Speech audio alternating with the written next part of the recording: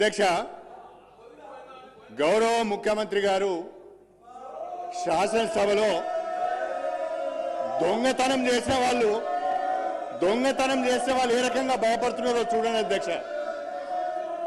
ధరణి అడ్డం పెట్టుకొని వందల ఎకరాల భూములను కబ్జా చేసిన వారు సిగ్గు లేకుండా ఏ రకంగా అరుస్తున్నారో చూడ అధ్యక్ష. సిగ్గు లేకుండా అరుస్తున్నారు. గౌరవ ముఖ్యమంత్రి గారు నిండు సభలో బాలానగర్ లో కంపెనీ యజమానులను బెదిరించి ధరణిని అడ్డం పెట్టుకొని వందల ఎకరాల భూములను అధికారాన్ని అడ్డం పెట్టుకొని సొంతం చేసుకున్నారు.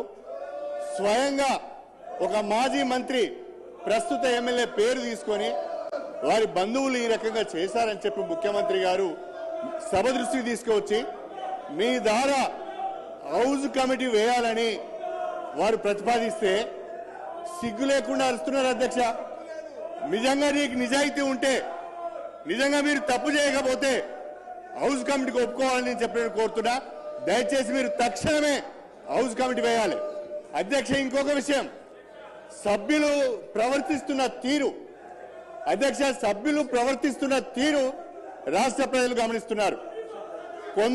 కొంతమంది సభ్యులు సిగ్గు లేకుండా శాసన సభ్యులమనే విషయాన్ని కూడా మర్చిపోయి అరుస్తున్నారు అధ్యక్ష. ఇది సభ సాంప్రదాయాలకు మంచిది కాదు.